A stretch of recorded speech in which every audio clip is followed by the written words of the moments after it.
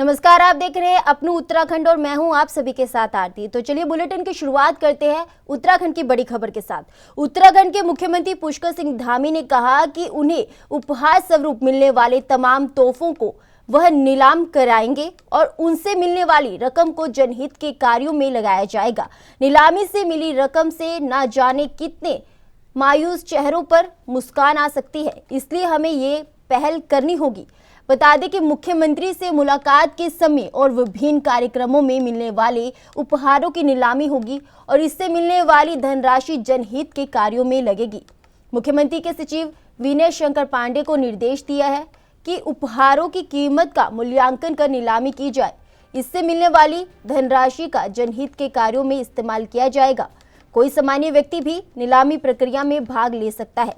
बता दें कि मुख्यमंत्री पुष्कर सिंह धामी ने अभी हाल ही में लोगों से अपील की थी कि किसी समारोह में अतिथियों को बुके की जगह बुक देने की परंपरा शुरू करनी चाहिए। इससे भावी पीढ़ी में ज्ञान का भंडार बढ़ेगा और दिमाग का भी पोषण होगा। पौधा भेंट करना भी बुके का विकल्प हो सकता है। अब इसी क्रम में मुख्यमंत्री ने एक और नवीन एवं अभिनव पहल की है।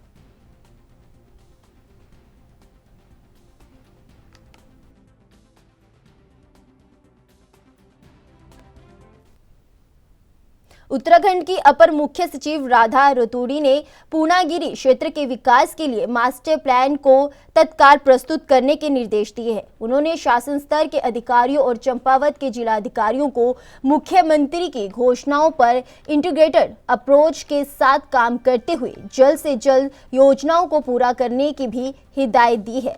इसके साथ ही अपर मुख्य सचिव ने चंपावत के जिलाधिकारी को जिले में विशेष रूप से दूरस्थ एवं दुर्गम ग्रामीण क्षेत्रों में स्वास्थ्य शिविर लगाकर गर्भवती महिलाओं की नियमित स्वास्थ्य जांच और आवश्यक चिकित्सा सुविधा उपलब्ध करवाने के निर्देश दिए हैं और चंपावत विधानसभा क्षेत्र में मुख्यमंत्री की ओर से की गई घोषणाओं की प्रगति की भी समीक्षा की है।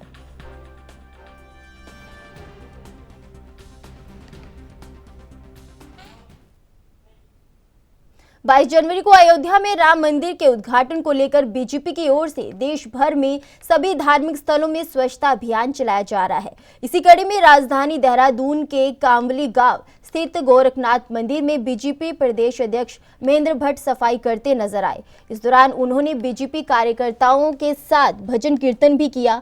इस मौके पर महेंद्र भट्ट ने कहा कि हर किसी के मन में प्रभु श्री राम है और गोरखनाथ मंदिर में मातृशक्ति की श्रद्धा और उनका उत्साह शब्दों में बयान नहीं किया जा सकता।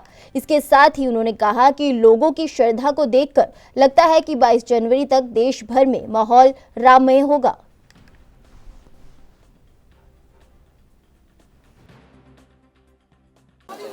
देखिए, जागरण का काम है और हर के हृदय में भगवान श्री राम है। और मैं गोरखनाथ मंदिर में आया तो यहाँ की मातृशक्ति का अंदर जो उत्साह मैंने देखा है, वो उत्साह शब्दों बयान नहीं किया जा सकता है। भगवान राम को श्रद्धा का जो भाव था, अभी आधे घंटे तो उन्हें भजन कीर्तन करते हुए मैं कह सकता हूँ आज से लेकर और 22 तारीख तक का जो माहौल होगा वो राममय होगा। और हर गाँव, आज कांवली रोड का गाँव कांवली गाँव है, तो छोटे से गाँव में बड़ी संख्या में जो भी मंदिर हैं सब जगह भगवान राम का संकीर्तन हो रहा है। जैसे जैसे 22 जनवरी नजदीक आती जा रही है, राम भक्तों का उत्साह उतना ही बढ़ता जा रहा है। इसी कड़ी में गुरुवार को राम भक्तों और सनातन धर्म के लोगों ने रामनगर रोड स्थित रामलीला मैदान से एक शोभा यात्रा का आयोजन किया, जिसमें भारी संख्या में लोगों ने शिरकत की। इससे पहले सुबह से ही राम भक्त रामलीला ग्राउंड में इकट्ठा होना शुरू हो गए थे। राम भक्त अपनी अपनी टोलियां बनाकर जय श्री राम के नारे लगाते हुए रामलीला ग्राउंड में इकट्ठा हुए, जहां पर समस्त राम भक्तों ने श्री राम के नारे लगाते हुए शोभा यात्रा में शिरकत की। यह शोभा यात्रा रामलीला ग्राउंड से प्रारंभ होकर मेन बाजार, रतन सिनेमा रोड, डॉक्टर लाइन और किला मोहल्ला से रामलीला ग्राउंडर पहुंचकर समाप्त हुई। इस दौरान शोभा यात्रा में पुलिस प्रशासन पूरी तरह से सतर्क दिखाई दिया। इस मौके पर बीजेपी के वरिष्ठ नेता राम मल्होत्रा ने कहा कि पूरे देश में राम भक्तों का उत्साह देखने लायक है।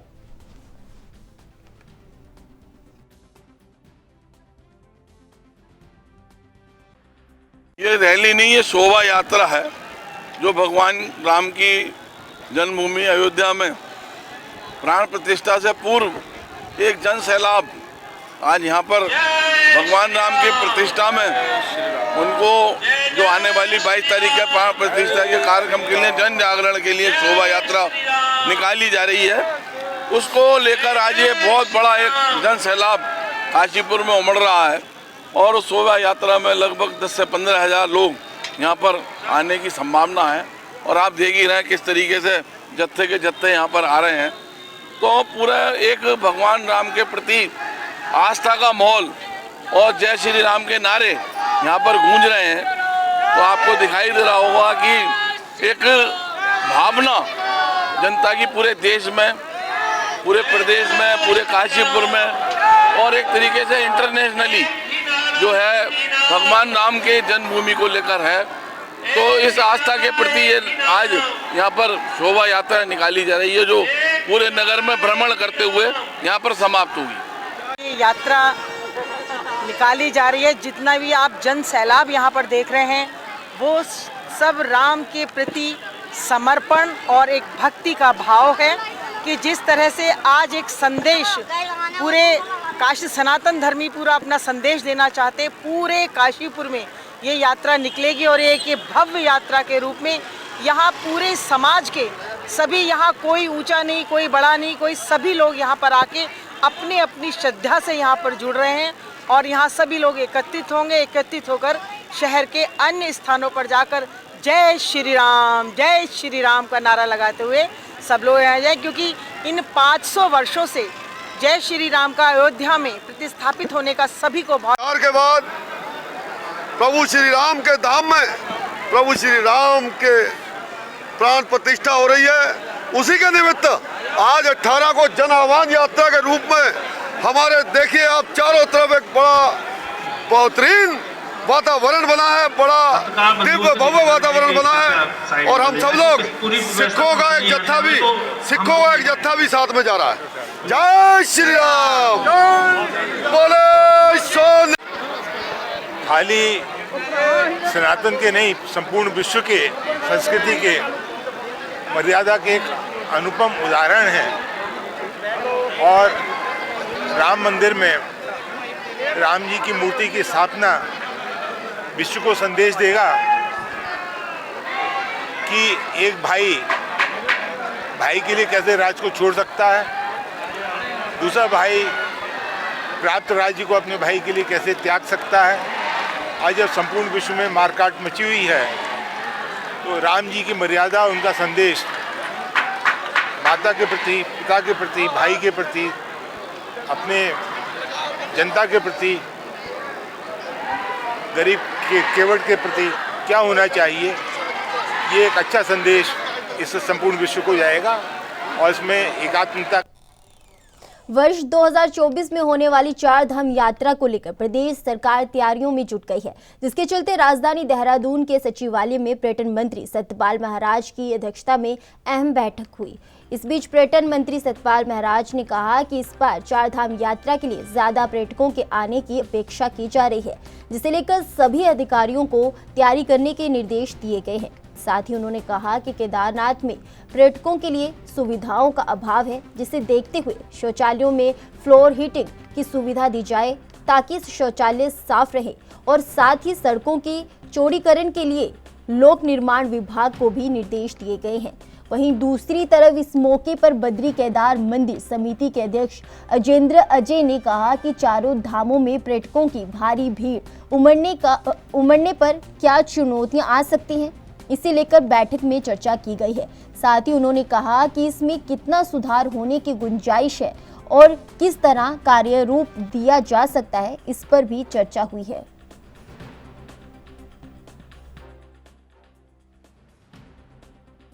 और हम ये अपेक्षा कर रहे हैं कि और भी ज़्यादा यात्री यहाँ आएंगे और हमारे चार धामों का दर्शन करेंगे। तो पहली बैठक यह है, इसमें सभी लोगों को बता दिया गया है तैयारी करिए, क्योंकि कुछ स्ट्रक्चर बनना होता है। और हम लोगों ने कहा है कि केदारनाथ के अंदर जो वहाँ पर अच्छे किस्म का टूरिस्ट आता है और भी जो टूरिस्ट आते हैं, सब पर्यटकों के लिए सुविधाएं होनी चाहिए। सुविधाएं वहाँ थोड़ा अभाव है, तो मैंने ये रिक्वेस्ट किया है कि फ्लोर हीटिंग टॉयलेट्स के अंदर वायर्स लगाए जाएं, जिससे कि फ्लोर हीटिंग हो। उससे टॉयलेट साफ़ रहता है। तो इस प्रकार की सुविधाएं जब आप दुनिया के अंदर हैं तो वो हमारे उत्तराखंड में भी होनी चाहिए, हमारे TRH के अंदर भी होनी चाहिए। तो ये आदेश दिए हैं हम लोगों ने कि अच्छे थोड़ा सा उसको रिमॉडल किया जाए, थोड़ा सा अपग्रेड किया जाए और पूरी फैसिलिटी लोगों के लिए तैयार की जाए। तो अभी से हमने प्रारंभिक बैठक की है और बसों को रिक्वेजिशन करने के लिए हमने आदेश दिए हैं ताकि बसों की जो है आवाजाही आराम से हो सके। RTOs को आदेश दिए हैं कि आप अपनी सड़कों का चेकिंग करके उनको खोलें। जहाँ जहाँ रोड वाइडनिंग की आवश्यकता है उस पर भी PWD को आदेश दे दिए गए हैं। कोई सेक्शन ऐसा है जहाँ पर अभी वन वे हो रहा है उसको भी हम ब्रॉडनिंग कर रहे हैं और जगह जगह जहाँ पर एवलांच आता है और पहाड़ गिरता है वहाँ पर JCB तैनात कर रहे हैं, जिससे कि कभी भी कोई हादसा हो जाए तो वहाँ पर JCB लगा के मार्ग को साफ किया जा सके। देखिए, आप जानते हैं कि बीच के वर्षों में कोविड के कारण से जो हमारी चारधाम यात्रा थी वो पूरी तरीके से प्रभावित हो चुकी थी और इससे जो प्रदेश की आर्थिकी है उस पर भी कई विपरीत प्रभाव पड़ा था।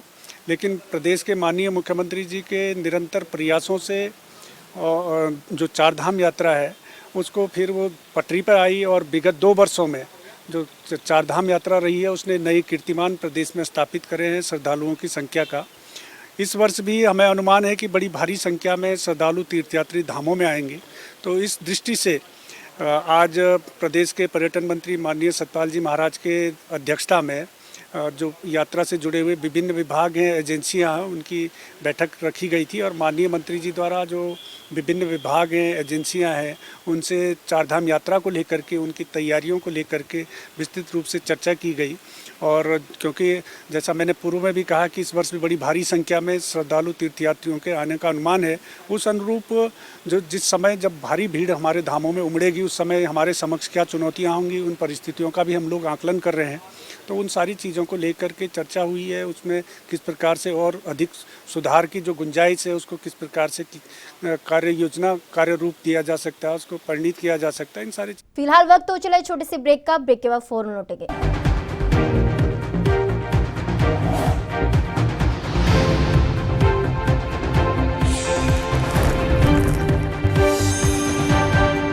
ब्रेक के बाद एक बार फिर आप सभी का स्वागत है। बढ़ते हैं आगे की खबरों की ओर।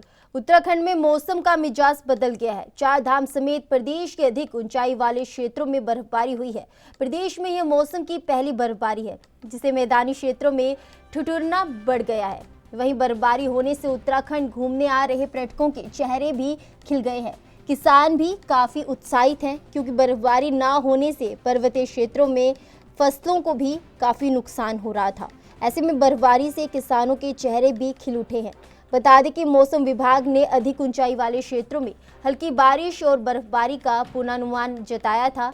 इसके बाद चारधाम समेत चोटियों पर जमकर बर्फबारी हुई है। वहीं अगर बर्फबारी की बात करें तो रुद्रप्रयाग, चमोली और उत्तरकाशी जिले के कुछ हिस्सों में जमकर बर्फबारी हुई, जिसमें बद्रीनाथ, केदारनाथ, गंगोत्री, औली और हर्षिल में साल का पहला हिमपात हुआ है।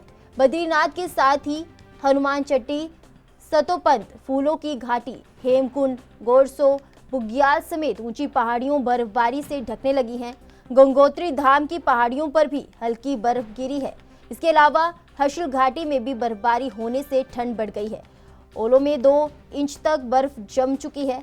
उधर मौसम विभाग का कहना है कि कुछ जिलों में घना कोहरा छाए रहने की संभावना है, जिसमें ऊधम सिंह नगर और हरिद्वार जिला शामिल है। इसके अलावा नैनीताल और पौड़ी जिलों के कुछ भागों में भी रात और सुबह के समय कोहरा छाया रहेगा।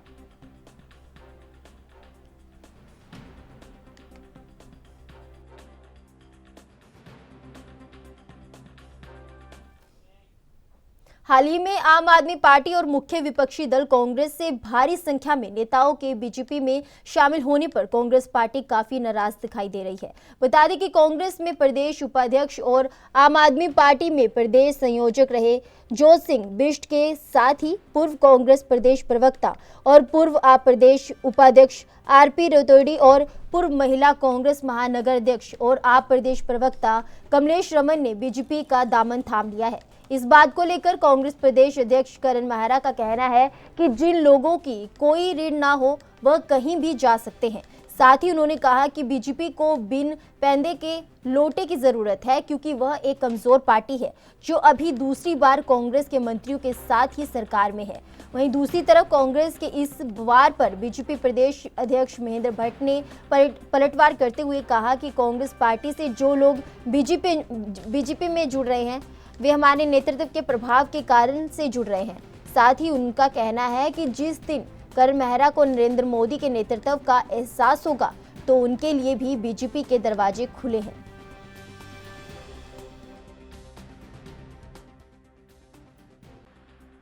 देखिए, वो तो मेरा घर छोड़ के पहले ही चले गए, और जो आदमी बेचैन होता है, बिन पैदी का होता है, वो कहीं भी जा सकता है, उसका कोई फर्क नहीं पड़ता।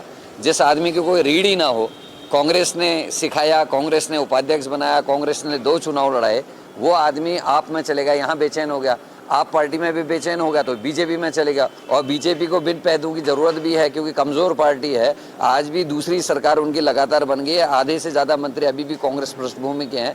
बीजेपी को विरोध की राजनीति के लिए बनाया गया था, लेकिन आज सत्ता में गलती से हैं, इसलिए वो कांग्रेस से आयातित करके लोगों को लेके मंत्री बनाते हैं, और अब और कमजोरी आई है तो बिन पैदी के लोटों को अपने साथ लेके जा रही है। कांग्रेस के जो लोग पार्टी में जुड़ रहे हैं हमारे नेतृत्व के प्रभाव के कारण जुड़ रहे हैं। मोदी जी का प्रभाव, पुष्कर धामी जी की जो कार्य पद्धति उसके आधार पर बड़ी संख्या में लोग हैं। अब ये तो अपना नेतृत्व न संभालने की जो मैं कह सकता हूँ कि कमी है कांग्रेस के अंदर, उसके आगे इस तरह की बातें कर रहे हैं। हमने तो दरवाजे सबके लिए खोले हैं, और जिस दिन करण मेहरा जी को लगेगा नरेंद्र भाई मोदी का नेतृत्व देर से फिर ध्यान में आएगा, नरेंद्र भाई मोदी जी के नेतृत्व के साथ उनको भी समझो, उनके लिए दरवाजे खोले हैं, हम सबको आमंत्रित कर रहे हैं। लेकिन हमारे नेतृत्व के प्रभाव से ही कांग्रेस के लोग, सभी दलों के लोग भाजपा के अंदर आ रहे हैं। अंकिता भंडारी हत्याकांड को लेकर राजधानी देहरादून में मुख्य विपक्षी दल कांग्रेस की ओर से अंकिता भंडारी न्याय यात्रा निकाली जा रही है। इस यात्रा को लेकर बीजेपी कांग्रेस को घेरते हुए नजर आ रही है। बीजेपी के प्रदेश मीडिया प्रभारी मनवीर चौहान का कहना है कि कांग्रेस पार्टी बहुत नीचे गिर चुकी है, जबकि बीजेपी सरकार ने अंकिता भंडारी को न्याय दिलाने के लिए हर संभव प्रयास किए हैं, और मुख्यमंत्री धामी की ओर से 24 घंटे के अंदर अपराधियों को पकड़ा गया है। इसके साथ ही उन्होंने कहा कि मुद्दाहीन कांग्रेस पार्टी हमेशा षड्यंत्र करके सरकार को बदनाम करने की कोशिश करती रही है, जिसे जनता पहले से ही नकार चुकी है।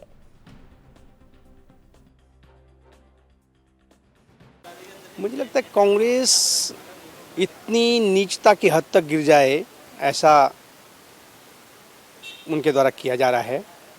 और अंकिता पूरे उत्तराखंड की बेटी थी। भारतीय जनता पार्टी ने, भारतीय जनता पार्टी की सरकार ने उसको न्याय देने के लिए, दिलाने के लिए हर संभव प्रयास किए हैं, और सरकार के द्वारा, आदरणीय मुख्यमंत्री जी के द्वारा घटना के 24 घंटे के अंदर जो अपराधी थे उनको जेल में डालने का काम किया गया है। एसआईटी की जांच तत्काल प्रभाव से प्रदेश की सीनियर महिला अधिकारी के द्वारा की अध्यक्षता में गठित की गई, और एसआईटी के द्वारा पूरी जांच की गई और चार्जशीट फाइल की गई। और आज भी अपराधी सलाखों के पीछे हैं। अंकिता के माँ और पिता ने सरकार से जो सहयोग इस प्रकरण में चाहा वो पूरा सरकार के द्वारा किया गया, लेकिन कांग्रेस के द्वारा जिस प्रकार से डे 1 से इस प्रकरण का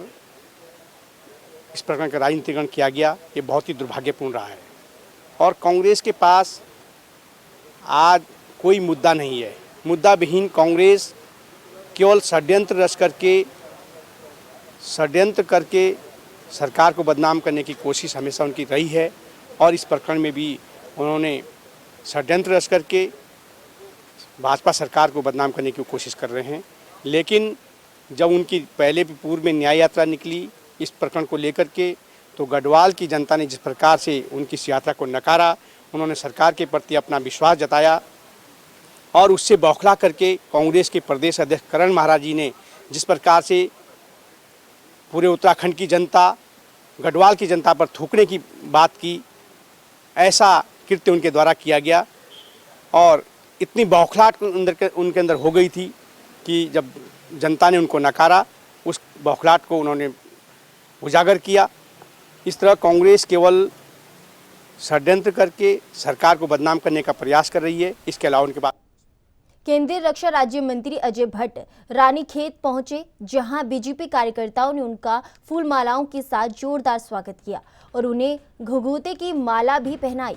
इस दौरान अजय भट्ट ने कार्यकर्ताओं के साथ बैठक की और रानीखेत में पर्यटन को बढ़ावा देने के लिए प्रस्ताव तैयार करने को कहा। इस मौके पर वरिष्ठ बीजेपी नेता मोहन नेगी और कार्यकर्ताओं ने क्षेत्र की समस्याओं से अजय भट्ट को अवगत कराया। साथ ही चौबटिया में सेना की ओर से मुख्य सड़क को आम जनता के लिए बंद करने को लेकर भी बात की, जिसके लिए अजय भट्ट ने शीघ्र समस्या का समाधान करने की बात कही।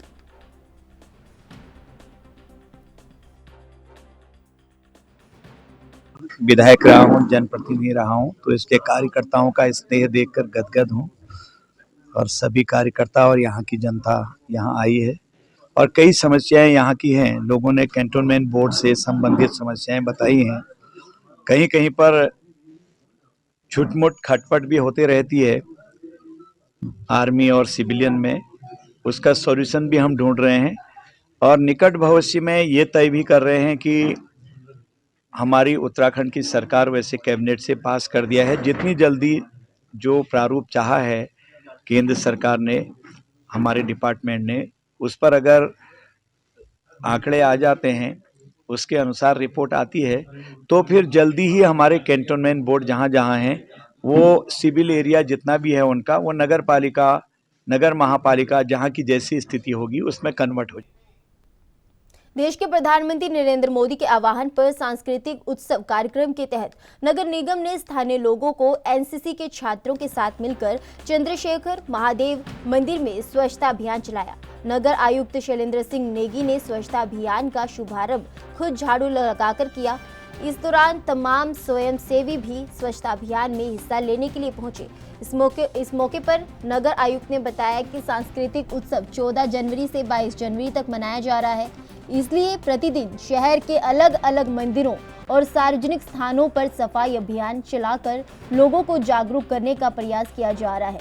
नगर निगम के पर्यावरण मित्र सफाई अभियान में बढ़ चढ़कर हिस्सा ले रहे हैं।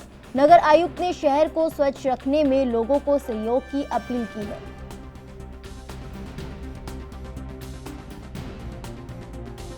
इस समय हमारे साथ जो है भरत मंदिर इंटर कॉलेज के जो एनसीसी का junior wing, senior wing, girls boys और एनएसएस के बच्चे हैं और साथ में तमाम जो ऋषिकेश के जो है स्वयंसेवी संस्थाएं हैं, अन्य समूह हैं, लोग हैं और नगर निगम के सहयोग और उससे ये लोग कर रहे हैं और ये कार्यक्रम 22 जनवरी तक चलेगा।